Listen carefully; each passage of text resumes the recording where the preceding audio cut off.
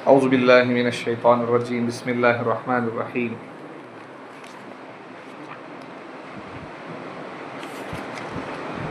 والقمر قدرناہ منازل حتی عاد کالعرجون القدیم، اور چاند ہم نے اس کی منزلیں طے کر دی ہے یہاں تک کہ وہ پرانی کھجور کی ٹہنی کی مانند ہو جاتا ہے۔ للشمس ينبغي لها ان تدرك القمر ولا الليل سابق النهار وكل في فلك يسبحون، سورج میں یہ مجال نہیں ہے کہ وہ چاند کو پکڑ لے، اور نہ رات میں یہ مجال ہے کہ وہ دن سے پہلے آئے، ہر ایک اپنے دائرے میں تیر رہے ہیں۔ گزشتہ کل سورج کے بارے میں بات ہو چکی تھی کہ اللہ تعالیٰ نے اس کی نشانیوں کو بیان کیا ہے، اور اللہ رب العزت نے 25ویں پارے کے اندر یہ بات ارشاد فرمائی ہے کہ ہم نے جو چیزیں زمین و آسمان میں پیدا کی ہیں اس میں غور کیجئے تو ہمارے خدا ہونے پر آپ کو کئی دلیلیں مل جائیں گی، ہمارے خدا ہونے پر آپ کو کئی دلیلیں مل جائیں گی۔ اس سے پہلے ہم نے ایک دلیل، اللہ کہتے ہیں کہ ایک دلیل بتا دی ہم نے سورہ یاسین کے اندر، مردہ زمین کو ہم زندہ کر دیتے ہیں، لہٰذا تم کو بھی ہم پیدا کیے اور دوبارہ پیدا کرنے کی مرنے کے بعد طاقت رکھتے ہیں۔ دوسرا یہ ہے کہ اتنا بڑا سورج جس کی طاقت انسانوں سے بڑی ہے، جس کی جسامت انسانوں سے بڑی ہے، اور یاد رکھیے اللہ تعالیٰ کی جتنی مخلوقات ہیں ہر ایک کے اندر کچھ نہ کچھ، چاہے نباتات ہو یعنی پیڑ پودے ہو، جمادات ہو یعنی پتھر ہو، حیوانات ہو یعنی جانور ہو، یا پھر یہ جو اللہ نے آسمان بنائے ستارے، ہر ایک کے اندر حص ہے، وہ اللہ کی طاقت کو محسوس کرتے ہیں اور اس کی طاقت کے مطابق اس کے حکم پر چلتے ہیں۔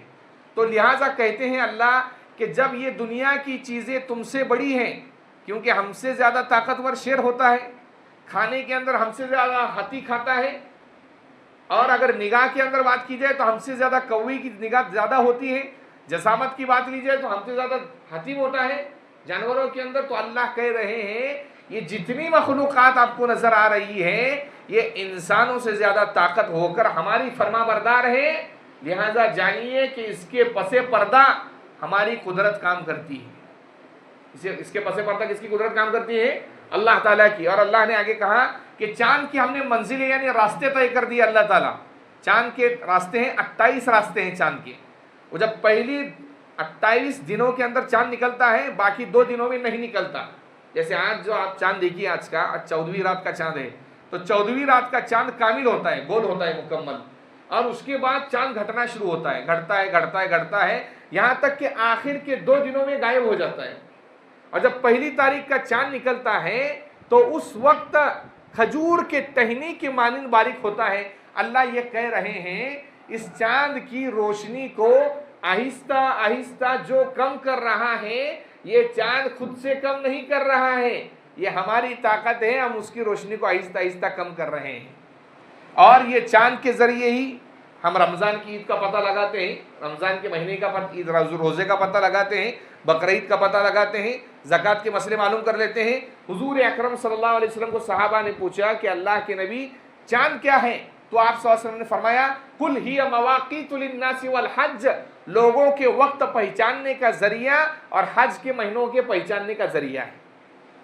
یہ دن رات جو اللہ کی بڑی نشانیاں ہیں، ان فی خلق السماوات والارض واختلاف اللیل والنہار، اللہ کہتے ہیں بے شک آسمان و زمین کے پیدا کرنے میں، رات اور دن کے آنے جانے کے اندر لآیات لأولی الالباب، عقل مندوں کے لیے نشانی ہے۔ کیا نشانی ہے؟ سورج آتا ہے تو دن نمودار ہوتا ہے، سورج ڈوب جاتا ہے تو چاند نکلتا ہے، رات آ جاتی ہے۔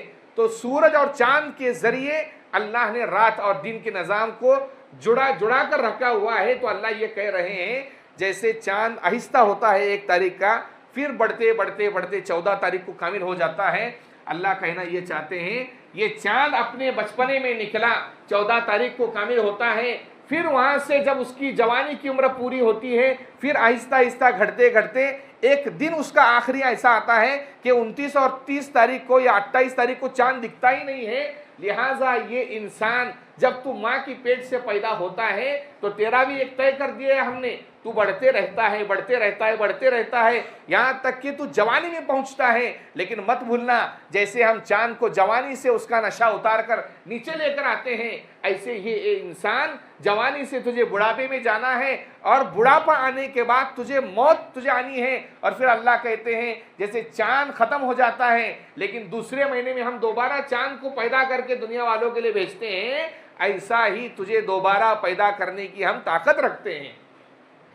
اللہ اس کے ذریعے یہ بتانا چاہ رہے ہیں کہ پنر جنم ہونا ہے. اپنی زندگی جو دنیا میں تم گزار رہے ہو یہ اصلی زندگی نہیں ہے, یہ عارضی زندگی ہے, وقتی طور پر ہے. اور پھر اللہ نے اتنی دو بڑی نشانیاں چاند اور سورج, اللہ کہتے ہیں کس کی مجال نہیں ہے سورج کی کہ چاند کو جا کر پکڑ لے. سورج سے زیادہ تیز رفتار چاند بھاگتا ہے. سورج سے زیادہ تیز رفتار کون بھاگتا ہے؟ چاند بھاگتا ہے. 28 دن میں اپنا سفر مکمل کر لیتا ہے. سورج کو اپنا سفر مکمل کرنے کے لیے دنیا کا چکر لگانے کے لیے 365 دن یا 364 دن لگتے ہیں. اور بعض سائنسدانوں نے لکھا ہے کہ 20 گھنٹہ کلومیٹر کی رفتار سے فی سیکنڈ کی رفتار سے سورج چلتا ہے. تو سورج میں یہ طاقت نہیں کہ تیزی کے ساتھ دوڑتے دوڑتے چاند کو جا کر ٹکرا جائے. اور یہ تم بچپنے سے دیکھ رہے ہو. اللہ کیا کہہ رہے ہو؟ بچپنے سے تم کھیل میں دیکھ رہے تھے, جوانی میں تمہیں اللہ نے سمجھ لی. دیکھ لو آپ بھی, کس کی مجال ہے سورج کی کہ چاند کو پکڑ لی؟ نہ چاند کی یہ مجال ہے کہ سورج کو جا کر ٹکرا جائے. اور اللہ کہتے ہیں نہ رات کی یہ مجال ہے کہ دن سے پہلے آئے, نہ دن کی یہ مجال ہے کہ رات سے پہلے آئے. کلن و کلن فی فلک یسبحون, ہر ایک اپنے دائرے میں تیر رہے ہیں. جیسے تو اس سے ایک یہ معلوم پڑا ہے, یاد رکھیے, چاند سورج ستارے سیارے جو نظر آتے ہیں ہمیں یہ آسمان کے نیچے ہیں, آسمان کے اوپر نہیں ہیں, یہ آسمان کے نیچے ہیں.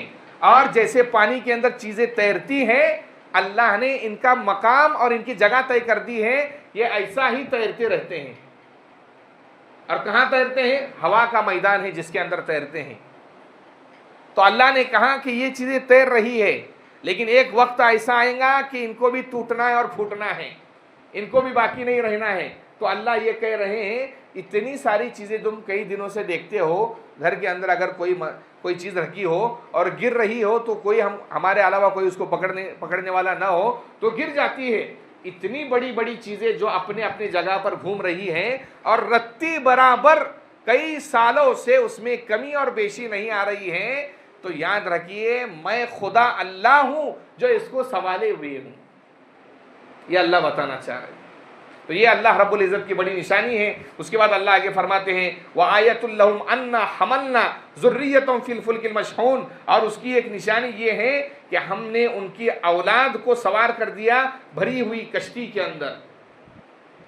یہاں پر جو ہے مکہ والے جب جاتے تھے, مکہ والے کشتی کے اندر سوار ہوتے تھے, تجارت کے لیے جاتے تھے ادھر ادھر.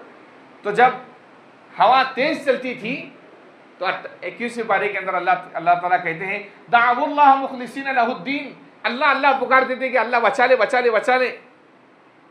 اور جیسے کشتی کنارے لگ جاتی تھی فلما نجاہم الی البر اذا ہم یشرکون, اچانک کشتی کنارے لگ جاتی تھی فوراً شرک شروع کر دیتے تھے.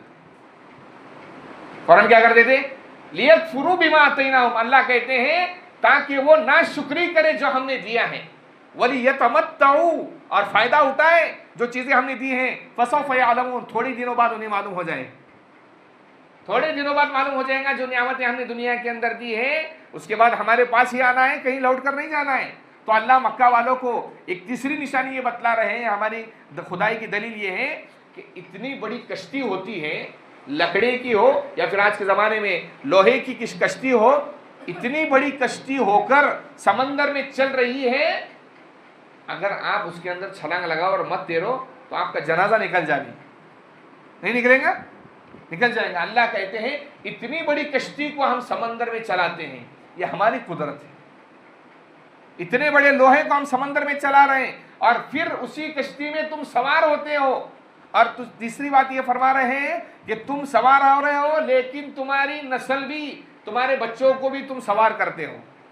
اور تیسرا فائدہ یہ ہے کہ اس کشتی کے اندر بیٹھ کر مال تجارت اور بزنس کا سامان تم لے کر جاتے ہو. آج بھی یاد رکھیے آپ, ساری دنیا کے اندر اگر تجارت اور بزنس کا سب سے بڑا کاروبار چلتا ہے ہوائی جہاز پر نہیں چلتا ہے، اس کے ذریعے چلتا ہے، کشتی کے ذریعے ہی چلتا ہے۔ ہوائی جہاز بھی اتنا مال نہیں اٹھاتی جتنا کشتی اٹھاتی، ہزاروں 10 ہزاروں کنٹینر اٹھا کر ایک ایک کشتی لے کر جاتی ہے۔ ہوائی جہاز نہیں لے جا سکتا، یہ اللہ کی نشانی ہے۔ اللہ کہتے کہ اتنے سمندر کے اندر ہونا تو یہ چاہیے، عقل یہ کہتی ہے کہ ڈوبنا چاہیے، لیکن تھامے ہوئے کون ہے اس کو؟ اللہ تھامے ہوئی ہے، اللہ کی قدرت تھامی ہوئی ہے، کوئی سائنس تھامی ہوئی نہیں ہے۔